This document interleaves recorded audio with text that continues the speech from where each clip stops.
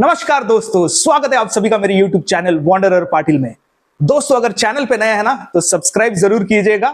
Episode अगर पसंद आया तो लाइक कीजिएगा, और अगर इस एपिसोड से, इस व्लॉग से आपको कुछ नॉलेज मिलेगी तो अपने दोस्तों के साथ जरूर शेयर कीजिएगा। दोस्तों, आज हम ऐसी चीज के बारे में बात करने वाले हैं जो हर एक होम बायर, हर एक कार बायर के मन में एक बार ये सवाल आना ही आना है कि मेरा क्रेडिट स्कोर क्या है। और इस बात में कोई अचरज नहीं है कि हमारे देश में अभी भी काफी ऐसे लोग हैं जिनको क्रेडिट स्कोर के बारे में पता ही नहीं है। उन्हें पता चलता है जब वो लोन के लिए अप्लाई करते हैं, जब वो घर लेने की कोशिश करते हैं। तो आइए इस एपिसोड में हम इसके बारे में डिस्कस करेंगे। हम मेनली उस एस्पेक्ट को कवर करेंगे कि ये होता क्या है, इसकी जरूरत क्यों होती है, और क्रेडिट स्कोर बिल्ड करने के लिए किन किन चीजों की हमें जरूरत पड़ती है। तो चलिए व्लॉग की शुरुआत करते हैं। तो क्रेडिट स्कोर होता क्या है दोस्तों? ये एक 3 डिजिट्स का नंबर होता है। इसकी स्टार्ट होती है 300 and it goes up to 900। अब अलग अलग जो क्रेडिट रेफरेंस एजेंसीज होती है, ये उनके ऊपर डिपेंड करता है इस स्कोर को कैसे जनरेट करती है, यानी इनके अलग अलग एल्गोरिथम होते हैं। जनरली बैंक्स जो होते हैं वो अपने जो लोन जिन ग्राहकों ने लिया है उनका जो डेटा है वो मंथली बेसिस पर इनके साथ शेयर करते हैं। जब इनके पास ये डेटा आता है तो ये अपने एल्गोरिथम में रन करते हैं और उसके बेसिस पे ये एक स्कोर जनरेट करते हैं। हाँ, उसमें एक प्री डिटरमाइंड कॉन्टेक्स्ट होते हैं, एक रूल्स होते हैं, payment, miss payment, late payment, delinquent payment, उसके बेसिस पे ये स्कोर बनता है। तो ये तो हो गई बात उन कस्टमर्स की जिनके पास लोन है, जिनके पास क्रेडिट कार्ड है। उन कस्टमर्स के बारे में क्या जिनके पास कोई लोन ही ना हो, उनका क्या? देखिए, अगर आपके पास कोई लोन नहीं है तो आपका क्रेडिट स्कोर जनरली -1 ऐसा दिखाई देगा। इसका मतलब क्या है? इसका मतलब यह है कि आपको अपना स्कोर बिल्ड करना होगा। ये ज्यादातर उन लोगों के साथ होता है जिनके पास जो नए नए स्कूल या कॉलेज से बाहर निकले हैं, नौकरी करने की कोशिश कर रहे हैं, इन्होंने कभी लोन नहीं लिया, या फिर ऐसे गृहिणी हैं जिन्होंने कभी लोन लिया ही ना हो, उनके नाम पे कोई आउटस्टैंडिंग हो ही ना, तो क्रेडिट स्कोर बिल्ड कैसा होगा? लेकिन जब आप एक प्रोफेशनल है, लाइफ में जब आगे जाते हैं, तब आपको लोन की जरूरत पड़ सकती है। उस वक्त आप क्या करोगे? उस वक्त आप ये नहीं कह सकते अरे मैंने कोई लोन लिया ही नहीं तो मेरे पास स्कोर ही नहीं। बैंक के पास कुछ डेटा है ही नहीं टू असेस कि आपकी लोन एलिजिबिलिटी क्या होगी। और इसी पे आता है दूसरा टॉपिक कि बैंक को क्रेडिट स्कोर की जरूरत क्यों पड़ती है। देखिए, स्कोर की जरूरत इसलिए पड़ती है क्योंकि बैंक को कुछ ना तो कुछ एक मेजरिंग क्राइटेरिया चाहिए कि एक कस्टमर, एक ग्राहक, इसको हम लोन किस बेसिस पे दें, कि हम आपको लोन क्यों दें और आपकी कैपेसिटी क्या है ये लोन को रीपे करने की। क्रेडिट स्कोर डिटरमाइन करता है कि आप एज अ कस्टमर, आपने कितनों सालों से लोन लिया है, आप किस तरीके से वो रीपेमेंट करते हैं, और हम अपने ग्राहकों का जो पैसा है अगर आपको दे रहे हैं, obviously it will be at a higher interest rate, तो आपकी क्या श्योरिटी है हमको कि वो पेमेंट हमें मिले और हम अपने ग्राहकों का पैसा लौटाएं। तो इस वजह से एक रिस्पॉन्सिबल फ्रेमवर्क के लिए क्रेडिट रेफरेंस एजेंसीज ये स्कोर शेयर करती है और बैंक इनको रेफर करती है ताकि लोगों का पैसा ना डूबे। ये सबसे मेन ऑब्जेक्टिव होता है और इसीलिए इस चीज का इंट्रोडक्शन किया गया है बैंकिंग सिस्टम में, सो दैट एक जो रिस्पॉन्सिबल क्रेडिटर्स हो उनको ही पैसा दिया जाए, तो मिनिमाइज कर सके रिस्क को कि जो ग्राहक है उनका पैसा ना डूबे। तो ये सबसे इंपॉर्टेंट चीज होती है। आगे अब हम समझते हैं कि ये स्कोर कैसे जनरेट किया जाता है। तो दोस्तों, समझते हैं कि आप अपना क्रेडिट स्कोर कैसे बिल्ड कर सकते हैं। अगर आप नए कस्टमर है, आपके पास नया नया क्रेडिट कार्ड आया है, तो इससे तो आपको काफी आसानी मिलेगी। लेकिन ये समझते हैं जिनके पास कुछ नहीं है, उन्होंने अभी अभी नौकरी की शुरुआत की है, तो वो कस्टमर क्या करे? आप जिस बैंक में आपका सैलरी अकाउंट है उस बैंक को अप्रोच कर सकते हैं, उनसे क्रेडिट कार्ड मांग सकते हैं। इन ऑल द प्रोबेबिलिटी वो आपको दे देंगे। जब आपके पास क्रेडिट कार्ड आता है ना, तो ये भी समझिए ये एक फॉर्म ऑफ लोन है, ये फ्री का दिया हुआ पैसा नहीं है। तो इस कार्ड को आपको बहुत ही इंटेलिजेंस के साथ यूज करना है। अगर आप उससे अच्छी तरीके से यूज करेंगे तो आपके फेवर में है, आपका क्रेडिट स्कोर इंप्रूव होगा। कैसे? तो चलिए इसको समझते हैं। आपने क्रेडिट कार्ड लिया, आपने परचेसेस की और एक बिल जनरेट हुआ। उसके बाद आपने क्या किया? उस बिल को पे कर दिया। मैं जब पे के बारे में बात करता हूं, मैं पेमेंट इन फुल के बारे में कह रहा हूं, क्योंकि जब आप क्रेडिट कार्ड की पेमेंट इन फुल करते हैं तो वहां पर दिखता है कि आपने मिनिमम पेमेंट नहीं की है। उसके वजह से क्या होता है कि आपका जो क्रेडिट यूटिलाइजेशन होता है ना, यूटिलाइजेशन के बारे में आपको बताता हूं। देखिए, क्रेडिट यूटिलाइजेशन बेसिकली है कि अगर समझिए आपके पास एक क्रेडिट कार्ड है जिसकी क्रेडिट लिमिट 20,000 है। मैं एक छोटी सी लिमिट लेके आपको समझाता हूं, और आपने महीने का उसे यूज कर लिया 10,000, अब आप सोचे कि 10,000 तो बहुत ही छोटी अमाउंट है। देखिए, अगर आप लॉजिकली सोचे तो आपने 50% of the credit limit utilise कर ली। इसका मतलब ये है, आपके स्कोर पे दिखेगा 50% ऑफ द लिमिट यूटिलाइज, यानी आप एक क्रेडिट हंग्री कस्टमर दिखेंगे कि आप हर महीने कुछ ज्यादा ही खर्च कर रहे हैं। तो ये पहला इंडिकेटर होता है। ये हम दूसरे केस में भी अप्लाई कर सकते हैं। अगर आपकी क्रेडिट लिमिट है ना 1 लाख रुपए, बहुत ऐसे लोग हैं, बिजनेसमैन हैं, जिनकी लिमिट 2 लाख 3 लाख है और वो हर महीने लगभग 1.5 से 2 लाख की शॉपिंग कर लेते हैं या फिर एक्सपेंस कर लेते हैं। कोई कोई कस्टमर तो ऐसे हैं जो उनको समझ में ही नहीं आता, क्योंकि वो अपने जो बिजनेस एक्सपेंसेस है वो पर्सनल क्रेडिट कार्ड से कर लेते हैं और उस वजह से क्या होता है, उनकी क्रेडिट यूटिलाइजेशन जो है वो हायर साइड पे चली जाती है और वो नेगेटिवली उनके क्रेडिट स्कोर को इंपैक्ट करती है। तो सबसे पहली चीज आती है क्रेडिट यूटिलाइजेशन। ज्यादातर लोग पेमेंट पे फोकस करते हैं, हाँ वो भी सबसे इंपॉर्टेंट है, लेकिन जो मेरा एक्सपीरियंस है, बहुत सारे लोगों को क्रेडिट यूटिलाइजेशन के बारे में पता ही नहीं है। आपके 4 क्रेडिट कार्ड आप सारे यूज किए जा रहे हैं, आपकी क्रेडिट जो यूटिलाइजेशन है वो लगभग 60 70 80, कोई कोई केसेस में तो मैंने देखा है कि 90% क्रेडिट लिमिट यूटिलाइज कर रहे हैं। हाँ वो पेमेंट भी करते हैं, लेकिन एक मान के चलिए क्रेडिट कार्ड का बिजनेस ही उस मॉडल पे है कि वो चाहते कि आप एक बार मिस करें और आपको फिर वो इंटरेस्ट, लेट पेमेंट फी, ये सारे के जंजाल में आपको फंसा दे। उसके अलावा दूसरा क्या होता है, देखिए payment, regular payment credit card में अगर आप देखें तो आपका 6 से 7 साल, या फिर जस्ट नॉट क्रेडिट कार्ड, कोई भी लेंडिंग आप लेते हो 6 से 7 साल तक वो डेटा आपके क्रेडिट रिपोर्ट में दिखता है। मैं आपको एग्जांपल दे रहा हूं, आप देख सकते हैं, ये एक एक्सेस मुझे मिला है एक क्रेडिट रिपोर्ट का, आप देख सकते हैं 7 सालों का डेटा दिख रहा है यहां पर। इसका मतलब आपने अगर ना अपने यंगर एज में कोई क्रेडिट कार्ड यूज किया था और फिर आपने उसे पे नहीं किया, जो ज्यादातर लोग करते थे पहले, अभी सिचुएशन इंप्रूव हो रही है, लेकिन ऐसे लोग काफी हैं जो एक टाइम पे क्रेडिट कार्ड लेते थे और उसको पे नहीं करते थे, ये सोच के कि यार फ्री का पैसा यूज कर लो। नहीं, बिल्कुल नहीं करना है, क्योंकि लाइफ में आगे जाकर आपको ये परेशान करने वाला है जब आप लोन लोगे।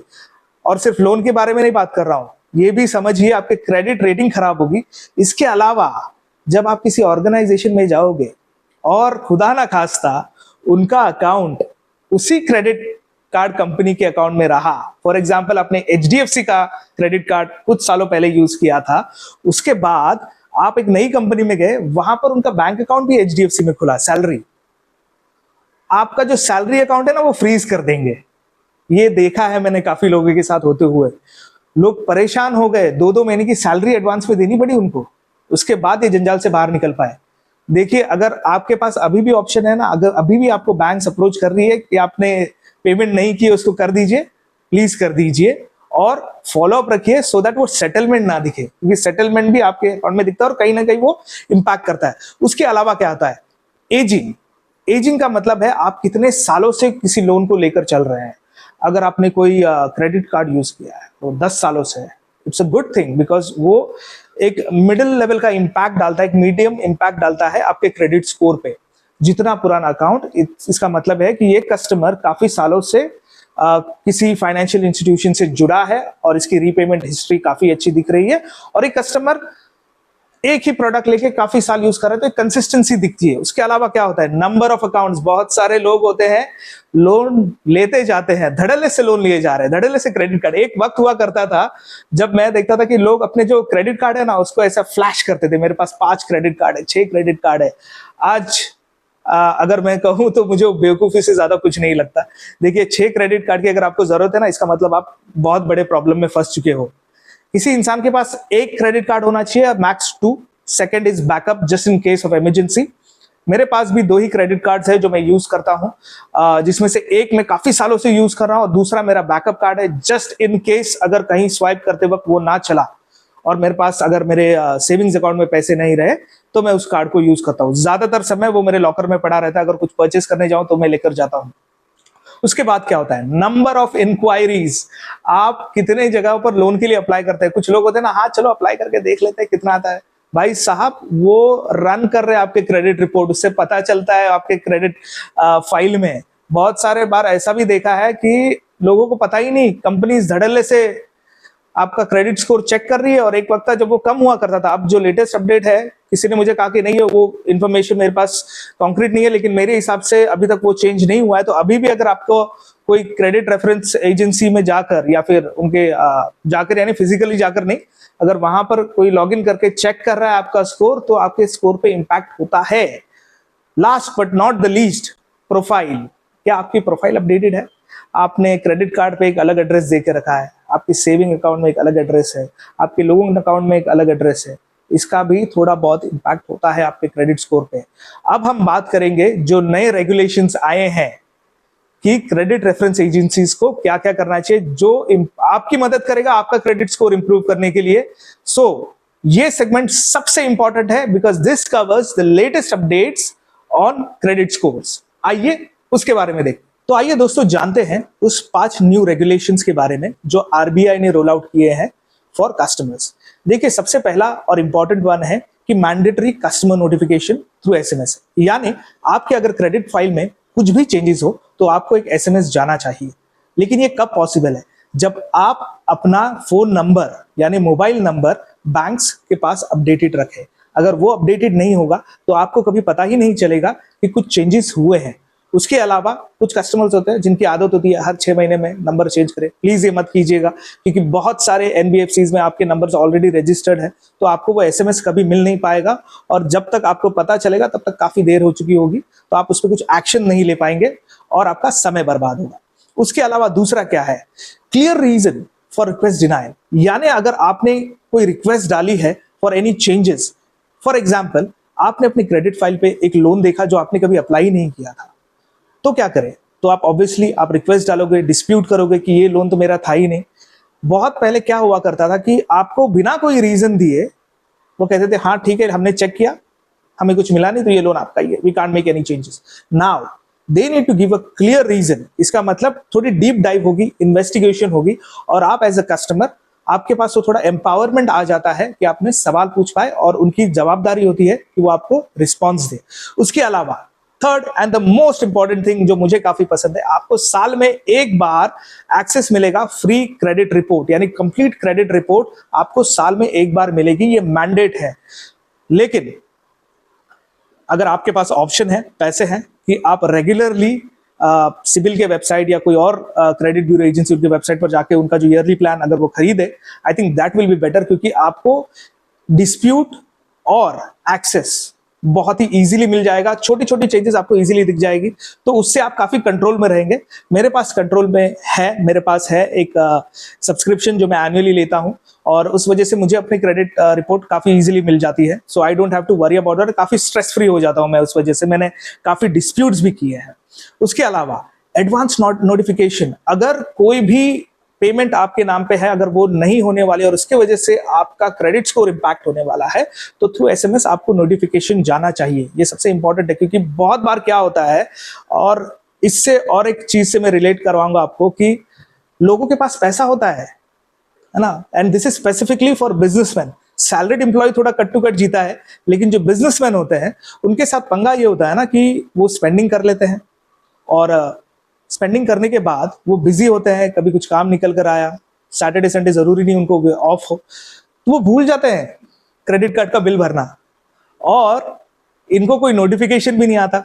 अब जब ये बाद में भरते हैं 6 महीने के बाद, इनको पता चलता है जब कोई लोन अप्लाई करने के लिए कि अरे मेरी क्रेडिट फाइल तो खराब हो चुकी है। उन कस्टमर्स के लिए कहूंगा, इनफैक्ट ऑल कस्टमर्स के लिए, मेरे सारे व्यूअर्स के लिए, अगर आपके पास क्रेडिट कार्ड है और आपने डायरेक्ट डेबिट नहीं रखा है, प्लीज एक्टिवेट डायरेक्ट डेबिट। इसके वजह से बहुत सारे लेट पेमेंट्स नहीं होते, आप कंप्लीट कंट्रोल में रहते हैं। बाय डिफॉल्ट फुल पेमेंट हो जाती है, ऑब्वियसली उसमें ऑप्शन होता है, आपको सिलेक्ट करना होता है, और आपको वो झंझट से आप बाहर निकल आते हैं। कल पेमेंट करनी है, परसों पेमेंट करनी है, एक डेट सेट कर लीजिए और उससे पेमेंट जाने दीजिए, तो आप वो तकलीफ में नहीं आएंगे। Last and but not the least, which is timely complete resolution. एक मैंडेट है, 30 दिन के अंदर आपकी कंप्लेंट का रेजोल्यूशन होना चाहिए, यानी 21 दिन बैंक को दिए गए हैं, 9 दिन क्रेडिट ब्यूरो को दिए गए हैं। अगर आपने किसी भी चीज को डिस्प्यूट किया है, कंप्लेंट की है, तो उसका सोल्यूशन उनको देना है। अगर वो नहीं देते तो 100 रुपए पेनल्टी पर डे उनको लगेगी। तो जो आरबीआई है उन्होंने भी कस्टमर के इंटरेस्ट के लिए काफी काम किया है, but we as a customer हमारी जिम्मेदारी बनती है कि हम हमारे फाइनेंसेस को, हमारे क्रेडिट रिपोर्ट को कंप्लीट कंट्रोल में रखें और हम पीरियोडिकली वो चेक करते रहें। ये कोई फंडेड वीडियो नहीं है, कोई स्पॉन्सर्ड वीडियो नहीं है, लेकिन बहुत सारे लोग हमारे देश में ऐसे हैं अभी भी जिनको क्रेडिट ब्यूरो के बारे में पता ही नहीं है, और ऐसे लोगों से मैं मिलते रहता हूं जो परेशान हो चुके हैं, लोन के लिए अप्लाई करते हैं लेकिन लोन नहीं मिल रहा है, घर नहीं ले पाते इस वजह से। तो आई होप ये सारी चीजें आपको पसंद आई होगी, इससे कुछ आपको सीखने मिला होगा। वीडियो को अगर सब्सक्राइब नहीं किया, चैनल को सब्सक्राइब नहीं किया तो जरूर कीजिएगा, लाइक कीजिएगा और अपने दोस्तों के साथ शेयर कीजिएगा। Thank you so much for watching the video. Wanderer Patil signing off.